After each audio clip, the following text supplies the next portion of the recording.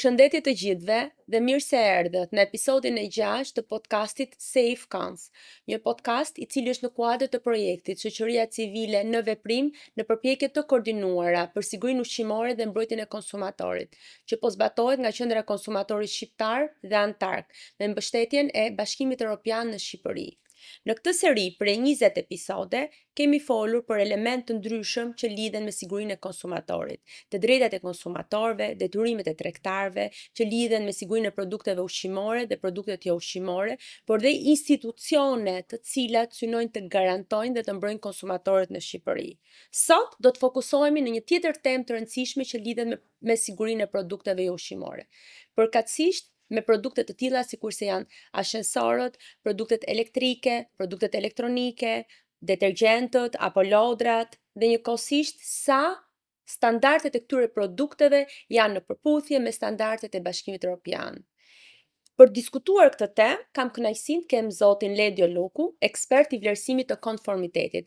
Faleminderit që pranuat të jeni pjesë e këtij podcasti. Faleminderit shumë për ftesën, Ersida. Në fakt, ne kemi, sikurse ju thash më herët, kemi zhvilluar rreth 5 episode të tjera të këtij podcasti dhe sot do të flasim për sigurinë e produkteve jo ushqimore. Dhe për këtu, në këtë koncept përfshihen të gjitha produktet të cilat nuk janë ushqim, sikurse janë ashensorët, lodrat, pajisjet elektrike, elektronike. Cilat janë kriteret ligjore ose standardet që përcaktojnë nëse një produkt i tillë që është disi, më lejo të them që nuk është shumë i ndjeshëm për qytetarët, pavarësisht se për ekspertët vlerësohet si tillë, për shkak sepse fokusi i gjithë konsumatorëve shqiptar është tek produktet ushqimore. Normalisht, ashtu siç e tha dhe ju tani në fund, fokusi është te produktet ushqimore, sepse edhe ndjeshmëria ndaj tyre është i çik më imediate. Qofse ka ndonjë problem me një produkt ushqimor dhe pasojat e këtij problemi do të ndihen shumë më shpejt se në produktet jo ushqimore. Dhe prandaj ndonjëherë fokusi transferohet te këto produkte. Sa i përket sigurisë së produkteve jo ushqimore, këtu në Shqipëri jemi përpjekur që të shkojmë drejt Bashkimit Evropian. Në 2009 kemi nisur hapat e parë të marrëveshjes të stabilizim asocimit dhe hapi kryesor, gjëja e parë që kërkohet është që legjislacioni shqiptar të parafrohet me atë evropian. Që do të thotë, sa i përket sigurisë së produkteve jo ushqimore, qofse një produkt konsiderohet jo i sigurt në Bashkimin Evropian, ai duhet të konsiderohet jo i sigurt dhe në Shqipëri. Pra, të njëjtat standarde që një produkt duhet i nënshtrohet në Bashkimin Evropian, të njëjtat standarde duhet i nënshtrohet edhe në Shqipëri. Siguria e shtetasve shqiptar është e njëjtë me sigurinë e shtetasve të Bashkimit Evropian. Ju thatë një fjalë shumë të bukur që nëse një produkt është jo i sigurt në Bashkimin Evropian, i tillë duhet konsiderohet edhe në Shqipëri. A është kjo e mundur për konsumatorët? A duhet t'i alertojmë, t'i friksojmë apo thjesht të jenë të kujdesshëm? Nuk është puna duhet t'i alertojmë, por thjesht duhet t'i sigurojmë që tashmë në 2025-ën produktet që tregtohen në Shqipëri duhet të kenë të njëjtin nivel sigurie me ato që janë në Bashkimin Evropian, në BE. Që do të thotë, kjo është një augur i mirë, kjo është një gjë e mirë për konsumatorët, sa më të sigurta të jenë produktet, aq më të sigurta do jenë dhe vetë konsumatorët. Kështu që, duket i çik sikur po ecim me hapa shumë të shpejt, por po shkojmë drejt diçkaje të mirë. Cilat janë kategoritë më të ndjeshme të produkteve, cilat kanë rrezikshmëri ose janë, le të themi, kanë një rrezik të arsyesh ose një dyshim të arsyeshëm që nuk janë të sigurta. Nga kategoria e produkteve ushqimore, kë do të veçonit? Nga eksperienca, nga kategoritë e produkteve jo ushqimore, gamën më të madhe zën lodrat. Rrezikshmëria që gjendet te këto produkte është konstatuar që është më e lartë në krahasim me produktet e tjera. Është vënë re që kostoja e tyre e lodrave është shumë e ulët se e shumë lodrave të tjera që i plotësojnë kërkesat bazë ose minimale të sigurisë. Që do të thotë, lodrat që janë të rrezikshme ka një trend që ka një çmim shumë më të ulët. Pse? Se ato elemente sigurie që duhet të përmbajnë nuk janë përdorur të gjithë. Sa i përket grupeve të tjera të produkteve, është vënë re gjithashtu në produktet elektrike te karikusit, Mhm. te prizat treshe, te zgjatuesit, te extension cord që është termi në anglisht. Po. Këto janë produkte që historikisht që kur ka filluar kontrolli i sigurisë së tyre në Shqipëri, ka pasur një tendencë që niveli i sigurisë së tyre në përputhje me legjislacionin ka qenë më i ulët se me produkte të tjera. Dhe siç vihet re janë produkte që kanë një kosto jo shumë të lartë. Po themi një shembull konkret, një karikues me çmim $2 ose 200 lekë të vjetra në Shqipëri, është vënë re që përgjithsisht nuk i ka të njëjtat standarde sigurie si një karikues që ka një vlerë $15, $20.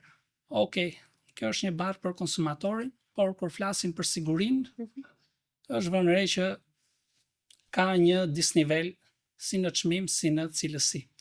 Por sa i përket sigurisë së produkteve jo ushqimore, nuk duhet në qasjen që ka legjislacioni, bazuar dhe në atë europian që u thash, sepse ka një përputhje gati 100%, nuk shifet vetëm kërkesat minimale të sigurisë.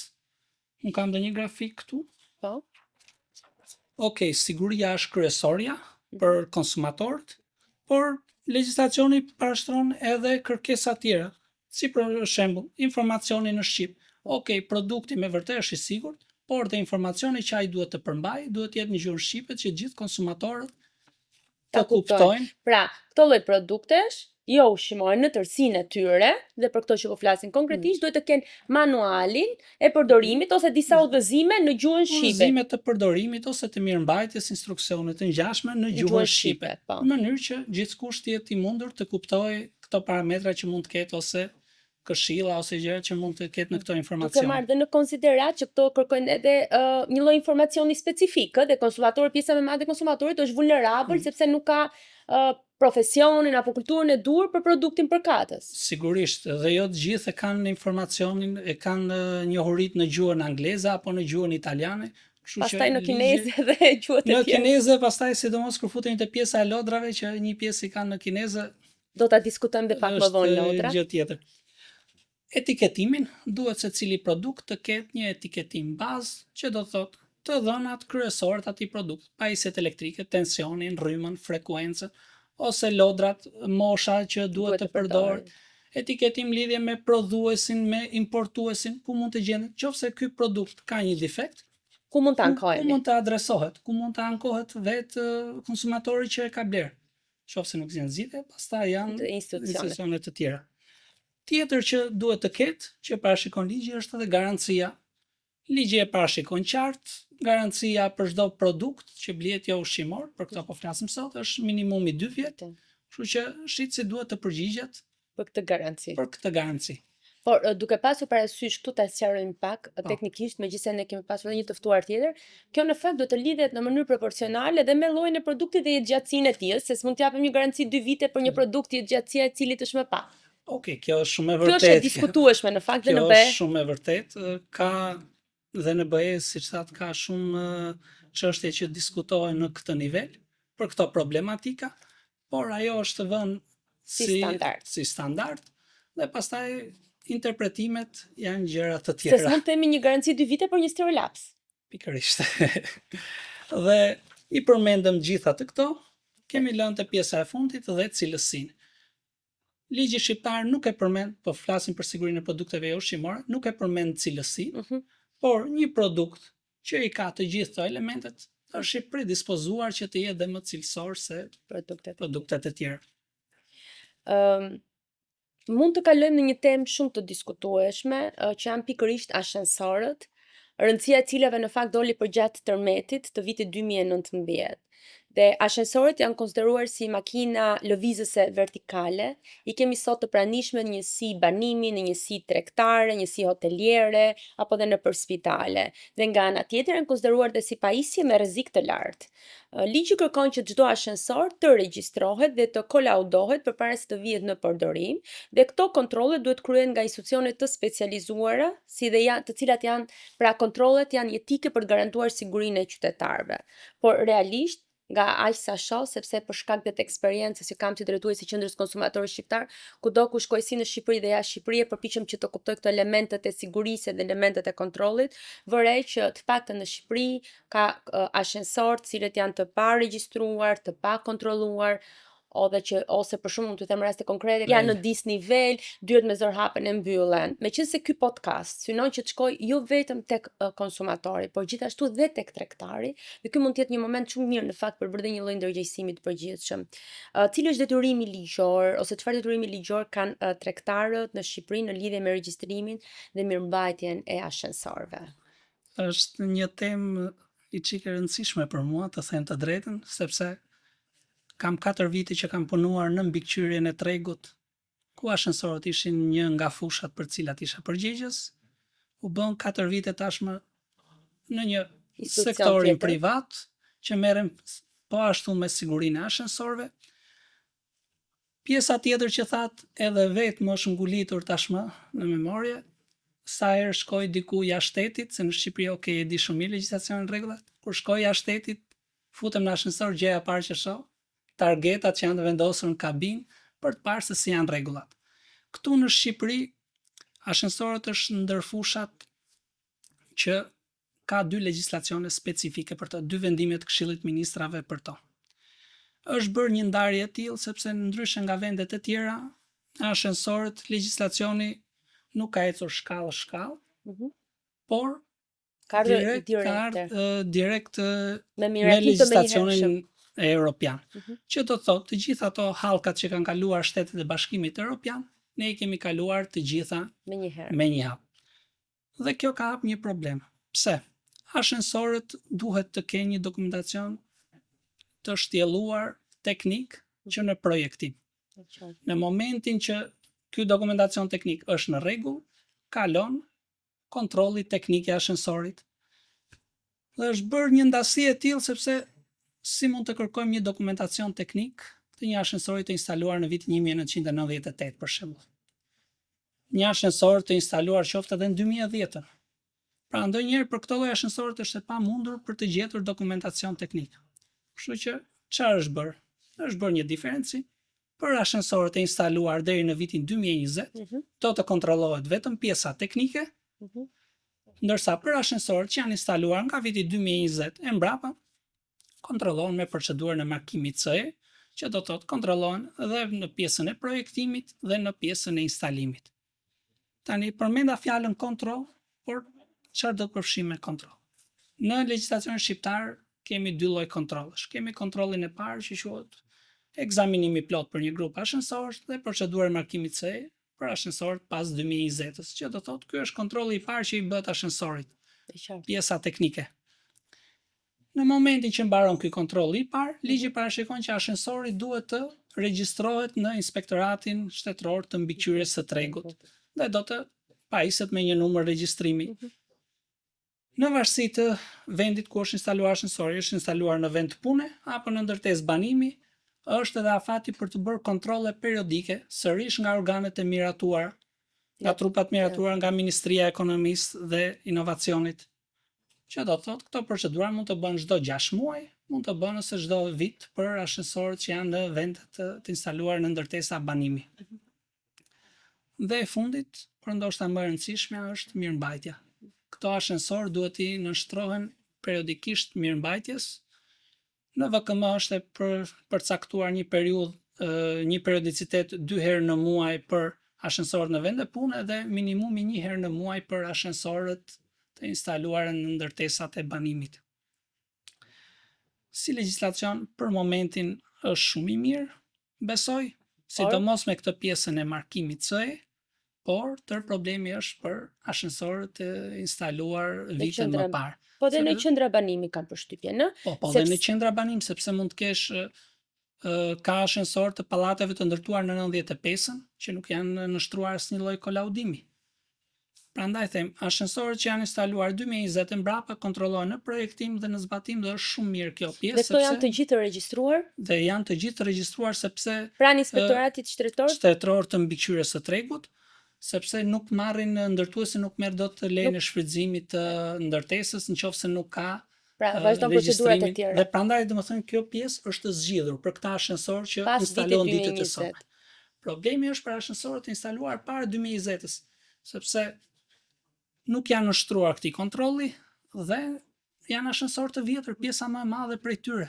Kështu që duhet të jepet një zgjidhje, sepse ato mbartin të rrezikun më të madh, mund të ketë 30 vite pa i nështruar një kontroll i ashensori, ose nuk kam mirëmbajtës nga gjitha ato vite dhe është normalisht që lindin probleme. Kam një pyetje shumë praktike këtu. Praktikisht qytetarët ose banorët e një pallati vlerësojnë ose mendojnë, dhe kjo është nga eksperienca, besoj e gjithë dëgjuesve, shikuesve, por edhe jona, që fakti që kur paraqet një problem ashensori, për shembull ikin dritat, edhe të ngel ashensori ndërmjet kateve dhe hapim dyert me forcë. Fakti që këto vinë, pra administratorët e pallateve në vendet ku ka administrator. Por edhe në pallate të tjera, nëse do dalim jashtë Tiranës, nuk kemi administratorë, kemi Durrësin më afër, shumë pak pallate kanë administrator. Mendojnë që fakti që bëjnë këtë mirëmbajtjen sa herë që është e nevojshme ose ashensori krijon një problem, kjo tregon që ashensori është i sigurt. Standardi është shumë specifik që të bësh këtë lloj kontrolli, trajnimet e personave që merren me këtë fushë nga organet e miratuar, aftësitë e tyre, po dhe eksperienca janë prioritet sepse janë gjëra shumë teknike. Pra, në çdo rast që një administrator apo një qytetar konstaton të tilla dyshime, dhe unë përmenda vetëm pak prej tyre, plus që se për shembull, ajo çfarë ndodh është që ne shohim një njoftim të mirëmbajtësve tipikisht ku vendoset një numër telefoni. Dhe pyetja ime, besoj këtë bëjnë të gjithë qytetarët, është në ashensor ne nuk kemi valë. Pra në rastin kur bllokohemi, si mundet ne të telefonojmë mirëmbajtësin? Elementi për të bërë diferencën, pra për të kuptuar që mirëmbajtja nuk domosdoshmërisht nuk prodhon siguri. Pra është e nevojshme që të bëhet ky kontrolli periodik, të marrin këtë numrin. Nëse bëhet me shembullin që më përmendet ju, nëse bëhet një kontroll nga një organ i miratuar, në shumicën e herëve në përjashtime të vogla, organi i miratuar që merret me kontrollin e ashensorëve do të kërkojë që të ketë një linjë komunikimi minimale, që kërkohet një linjë komunikimi nga ashensori për një sallë komandimi apo diçka tjetër. Dhe kanë ashensorët në Shqipëri këtë? Ashensorët e rinj kanë. Dhe kërkon markimi C, procedura markimi C. E kanë ashensorët e rinj. Ndërsa ne tjerët ashensorët 30 metra që kanë një kors lëvizje 30 metra sipër e kërkon. Pra, për godinat e mëdha ose për qendra tregtare.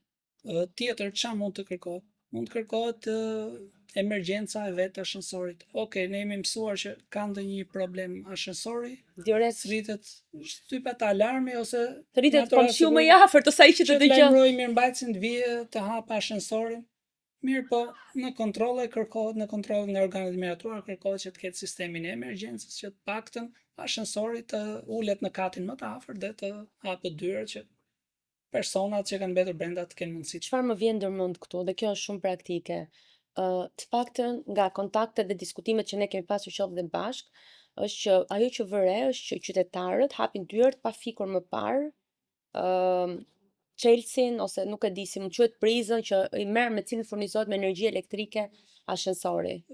Çfarë rekomandimi? Problemet që hasen më shumë në rastet kur defekt në ashensor është tendenca për të hapur me forcë dyert, për të goditur dyert, dhe një gjë e mirë që bëjnë shumë mirëmbajtësit është që vendosin brenda në ashensor këshillat për përdorimin e ashensorit. Dhe një nga këshillat që vendosin, që shkruajnë pothuajse të gjithë mirëmbajtësit, është që në rast defekti ashensori, lajmëroni mirëmbajtësin, mos tentoni të hapni me forcë dyert, të goditni ashensorin. Po kjo nuk shkon në proporcion me panikun që kapin dhe nëse ka dhe qytetarë që kanë fobi. Kanë vetë fobi, kështu që kjo nuk shkon në proporcion e para.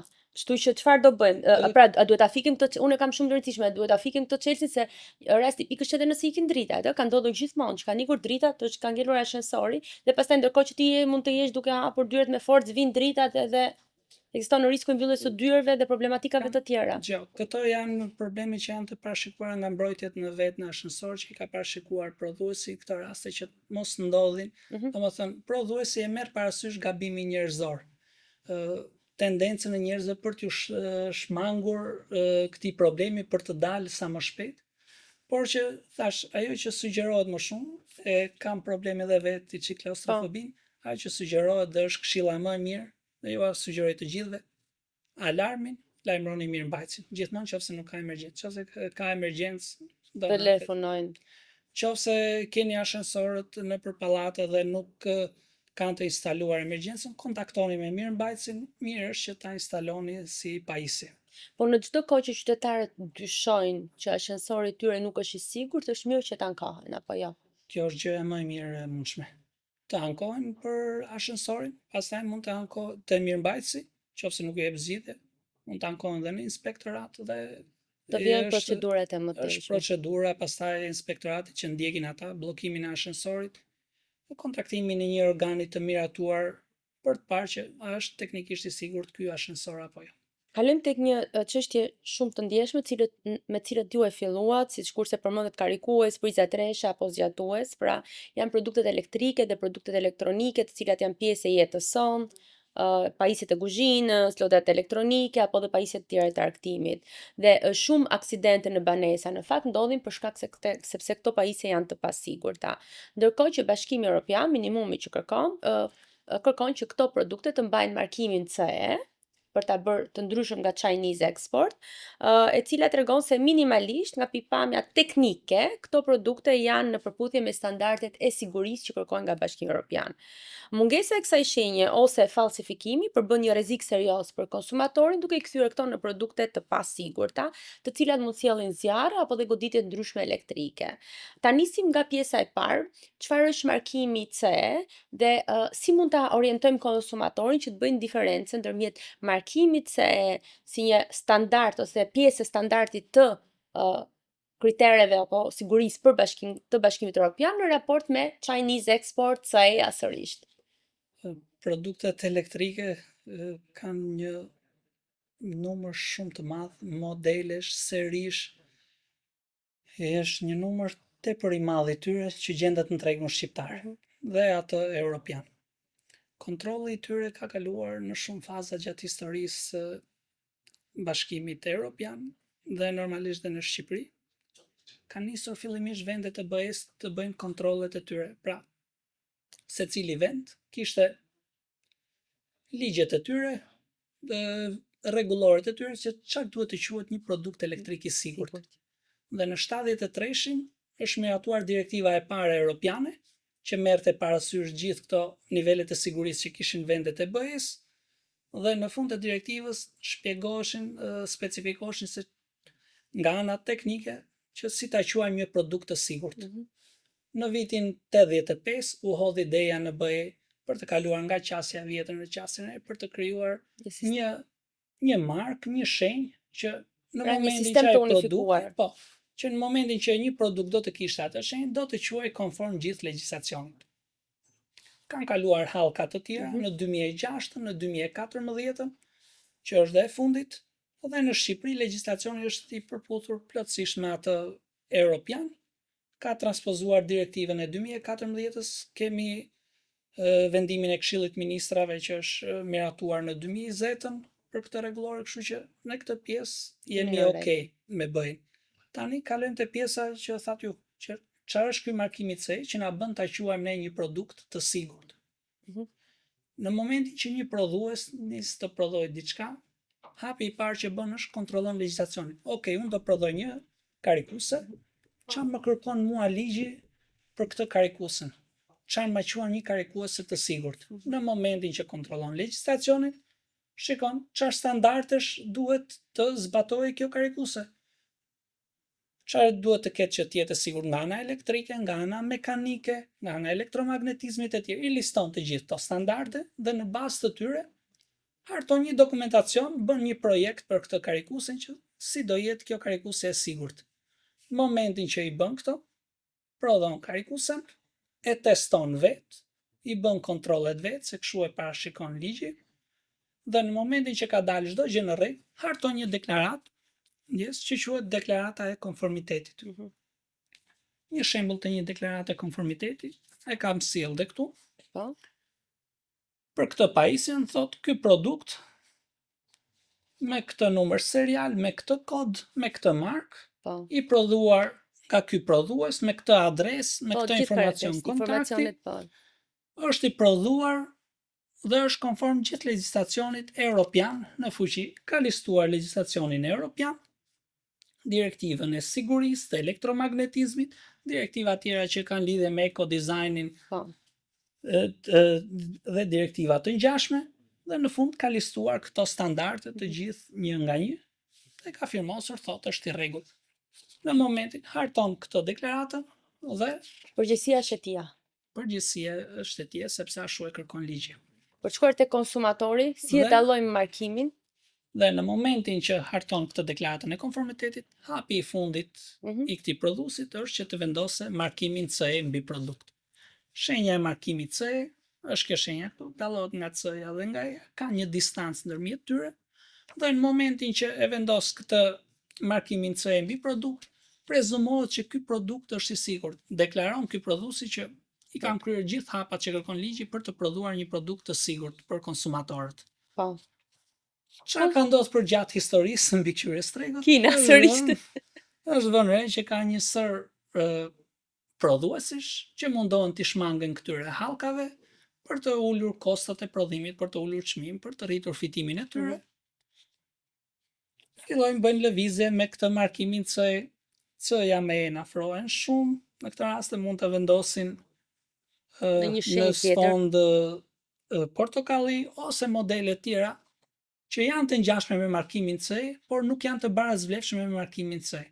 Një shenjë e tillë është sikur një produkt të mos e ketë markimin CE, që do thotë ky produkt në Europë dhe në Shqipëri nuk duhet të lejohet të tregtohet, sepse prezumohet i pasigurt. Pse prezumohet i pasigurt? Që nëse ai që e ka prodhuar produktin nuk mendon që është i sigurt, pse duhet ta marrin këtë rrezik përsipër konsumatorët europian dhe ato shqiptar në këtë rast. Shumë gjëra, pra diskutojmë dhe dalin çështje shumë të rëndësishme. A kemi rastet produkteve elektrike të pasigurta në Shqipëri që kanë shkaktuar zjarre apo aksidente dhe meqense gjithashtu do të shkojmë drejt konceptit të eficiencës së energjisë elektrike, çfarë janë këto A++, me 2+, me 3+, që quhen ndryshe si klasat e eficiencës së energjisë. E nisim nga pjesa e parë. Nisim te pjesa e parë. Ka produkte të rrezikshme. Produkte të rrezikshme ka sa të duash, dëgjon në lajme, sheh diku në internet, në një portal, diku. Po edhe vetë në treg, plas zjarri në shtëpi, thon shkaku ishin pajisjet elektroshtëpiake. Ndodh diçka, shkaku ishin pajisjet elektroshtëpiake. Pra, raste të tilla ndodhin, janë të përditshme fatkeqësisht. Produkte si në BE, si në Shqipëri, produkte të rrezikshme ka pasur dhe do të ketë, fatkeqësisht. Pse ndodhin këto? Këto ndodhin nga gjithë ajo që tham pak më parë, që prodhuesi nuk i kalon të gjitha ato hallkat për të prodhuar një produkt të sigurt. Unë kam sjellë disa shembuj produktesh. Kjo për shembull është një prizë treshe me zgjatues. Për cilësi që kam përdorur, nuk është me seksionin e duhur, kur është testuar, ka shkaktuar zjarr, se nuk e ka mbajtur rrymën, se po flas dhe me terma inxhinierike tani. Po, duhet të spresim pak në terma më thjesht për konsumatorin. Pra këto ta kthejmë pak më qartë. Këto lloj prizash kanë një predispozita quhen për të qenë të pasigurta. Dhe çfarë do të kontrollojë konsumatori te këto? Konsumatori vetë, si mund ta shohë? Konsumatori vetmja që mund të kontrollojë është markimin CE. Që duhet të jetë në pjesën mbrapa të kësaj prizës treshe ose në targetën ku mund të ketë të dhënat. Po duhet të jetë e gdhendur apo duhet të jetë stampuar? Tani markimi CE, nëse është i gdhendur është shumë mirë, po ligji thotë që mjafton të jetë i ngjitur dhe i paheshëm. Pra, dy element. Pra, konsumatori një prizë treshe duhet i kontrollojë markimin CE. Nëse është e gdhendur, ka një prezumohet që ka një nivel më të lartë sigurie, në rast se është e ngjitur duhet të jetë e tillë që të mos shkëputet. Duhet që të mos shkëputet. Pjesa tjetër, kjo që ju thash pak më parë, kjo pastaj është detyrë e organeve të vlerësimit të konformitetit, mbikëqyrjes tregut, është gjë tjetër. Jo, më larg se një javë më përpara një prizë treshe më bëri mas në duar, po. Me shumë mundësi mund të kenë qenë si ky rasti këtu, ka vendosur përcjellës më dobët dhe nuk e ka mbajtur atë rrymën që kërkohet. Ky është rasti. Dritat e pemës së vitit të ri. Dritat e pemës së vitit të ri janë shumë problem faktikisht. në vlerësimin e konformitetit, sepse shumica vijnë nga Kina dhe kontrollet që bëhen atje nuk janë ato të barzëvlefshme me ato që kryhen në Dhe ne lëm gjithkohë Bashkimin ndezur. Evropian. Që përpara Krishtlindjeve deri me 6 janar. Këto janë problem, sidomos te pjesa e markimit CE. Dhe çfarë mund të sjellin këto? kontrollo- Ti fiken? Ti lëm pa pushim ndezur? Jo, se nuk do alarmojmë konsumatorët. Okej. Po çfarë duhet i kontrollojmë këtyre? Ne si konsumator Mhm. kemi dy gjëra që mund bëjmë. E para kontrollojmë atë targetën e markimit CE. Sakt. Dhe tjetra këtu mund të bëjmë dhe diçka tjetër që na e lejon standardi. Mhm. Me kam marrë si foto këtu. Është që distanca nga spina deri te llampa e parë duhet të jetë minimumi 1,5 metër.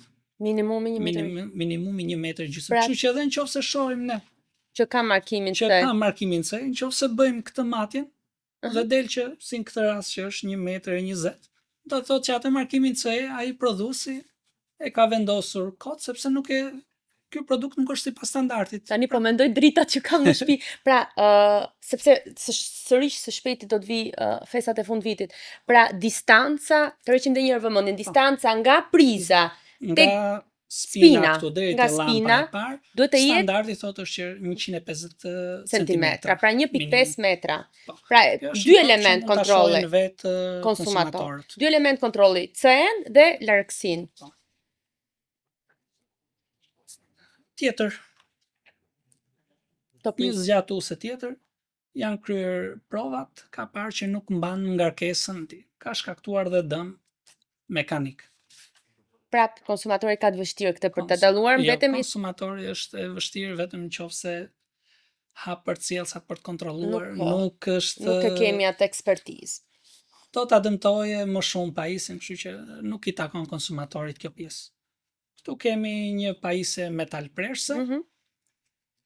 ka markimin C, çdo gjë në rregull, por si është parë që është jashtë standardit, po të është kjo distanca këtu e hapur, dhe këtu gjatë punës mund të ngelet gishti I brenda, personit që e përdor. që do të thotë që ai që e ka prodhuar e ka vendosur markimin C në kundërshtim me standardin dhe rregullat, sepse nuk e ka zbatuar të gjitha pikat e standardit. Dhe këto janë njoftimet që na vinë çdo javë nga RAPEX në fakt, sistemi Këto i janë- alertit të Bashkimit Evropian. Konsumatorët besoj janë shumë vështirë për ta dalluar këtë gjë, për t'i ditë. Konsumatorët është tepër teknike për konsumatorët, sidomos kjo pjesa e fundit, për ta konstatuar diçka të tillë. Përmendet njoftimet që vijnë nga sistemi RAPEX ose Safety Gate, janë njoftime të përjashme që vijnë për sigurinë e produkteve jo ushqimore, janë produkte që janë konstatuar në një nga vendet e Bashkimit Evropian, janë testuar dhe në qoftë se risku ka dalë minimal, i mesëm ose i lartë, këto vende i shkëmben me njëra tjetrën, dhe në Informacionin. rastin që rreziku ka dalë serioz, Mhm. këtë njoftim e bën të qartë për të gjithë konsumatorët. Duke kërkuar tërheqjen e këtyre produkteve Në nga varësi të masës, shkatrimin, tërheqjen apo dhe ndalimin e tregtimit. edhe rikthimin nga konsumatorët me të drejtën për të dëmshpërbyer. Në varësi të rrezikut dhe masat që merren janë proporcionale dhe varen kryesisht nga secili vend. Klasat e eficiencës së energjisë si ti kuptojmë ne si konsumator? Harxojmë nëse blejmë me 1A, me 2A, me 3A, harxojmë pak energji apo kuptojmë gabim? Klasat e eficiencës së energjisë kanë qenë nga A-ja deri te G-ja, Okej. që do thotë klasa A është shumë e mirë, Mhm. më e mira, klasa G me konsumin më të madh për të kryer të njëjtën punë, që do thotë paguaj më shumë nëse mbajmë gjatë gjithë vitit një frigorifer në punë, një frigorifer të klasit A me klasit G ka diferencë ndërmjet tyre. Pra, ta nisim. Në parim, nëse nuk gabohem, frigoriferet e klasit G do të qiten pak më lirë ose janë më lirë se sa frigoriferet e klasit A. Që do të thotë fillimisht konsumatori mendon që fiton nga një çmim më i lirë, ndërkohë që ka një kosto më të lartë për konsum energjie, apo Është jo? vënë re, për shembull, që diferenca, flas me rregulloren më përpara, se do shpjegoj pastaj edhe një pjesë tjetër. Diferenca nga klasi G deri te klasi A mund të ishte 300-400 kW në vit, kilovator në vit.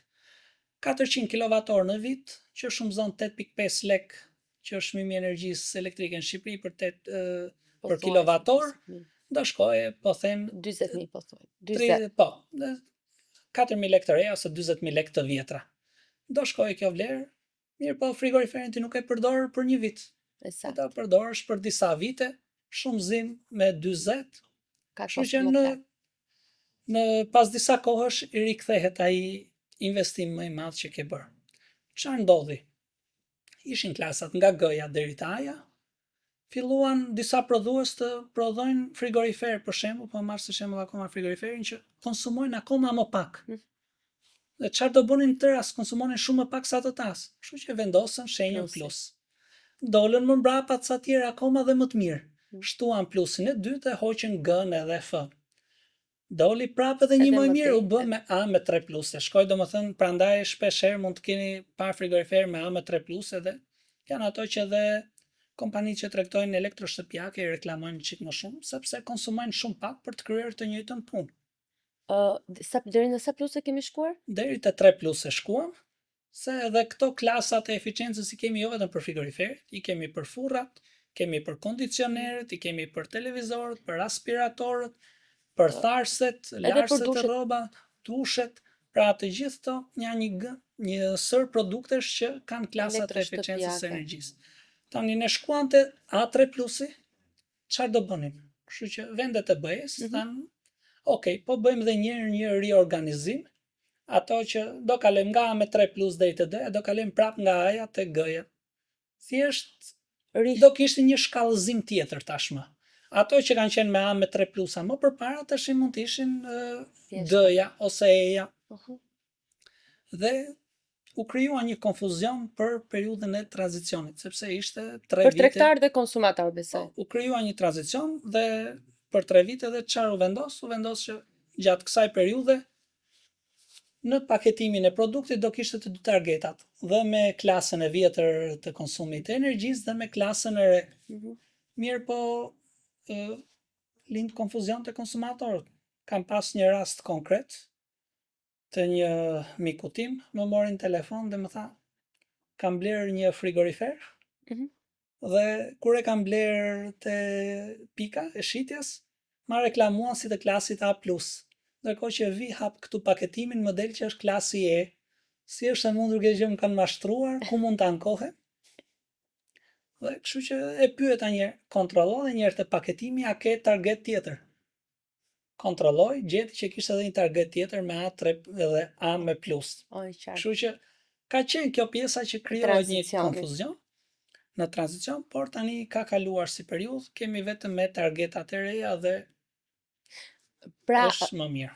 Sa më, le të themi, ato shkronjat që shkojnë kanë në tendencë kanë një eficiencë më të mirë. Po, do ta shohësh dhe këto ja, për shembull kjo është klasa e vjetër, kjo është A me 3 plusa është me jeshilën shumë më të fortë. Jeshilja është për gjë e mirë, si në shumë inxhinieri, shohin jeshilë mirë, shohin të kuqe, dyshojmë. Hedhim dyshim. Kjo është klasa e vjetër, kjo është klasa e re. Po ta shohim me A me 3 plus, te kjo reja mund të ketë kaluar në një klasë tjetër, jo domosdoshmërisht. Klasat e eficiencës së energjisë lidhen vetëm me konsumin e energjisë apo lidhen edhe me ndonjë standard tjetër apo me cilësinë e vetë produktit? Jo, nuk lidhen me cilësinë, merren vetëm me pjesën e konsumit të energjisë elektrike. Ai është fokusi në këtë rast. Ka shumë direktiva europiane dhe shumë direktiva europiane, fatmirësisht dhe ne i kemi transpozuar këtë. E kemi legjislacionin të paktën të plotësuar që mos krijohet konfuzion edhe te konsumatorët.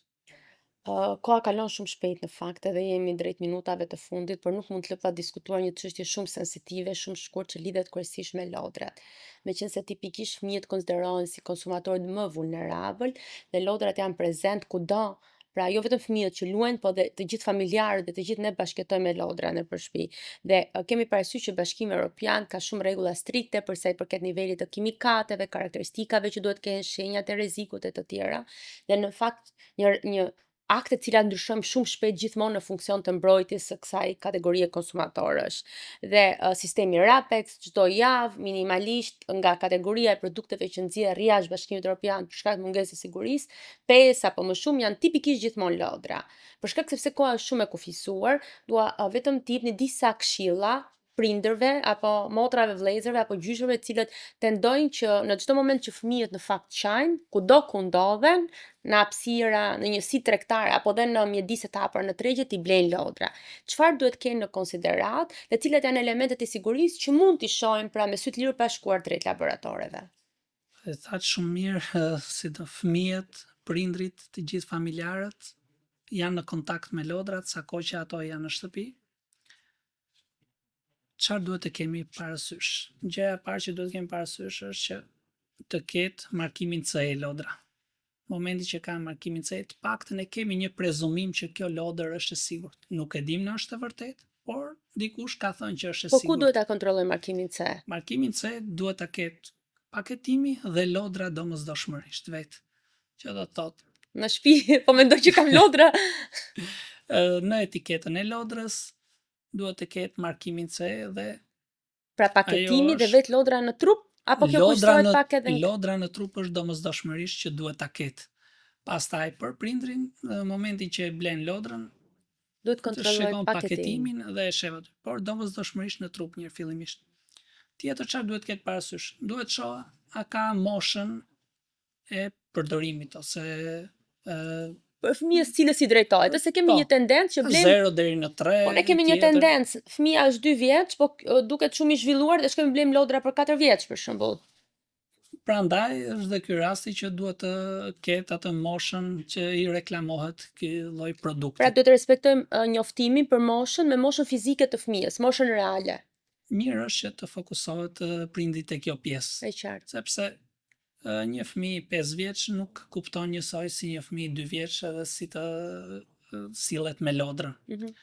Tjetër duhet shoh a ka importues, a ka kush është importuesi i kësaj lodre, a ka ndonjë adresë me dhënat e tij, mund të kontaktohet.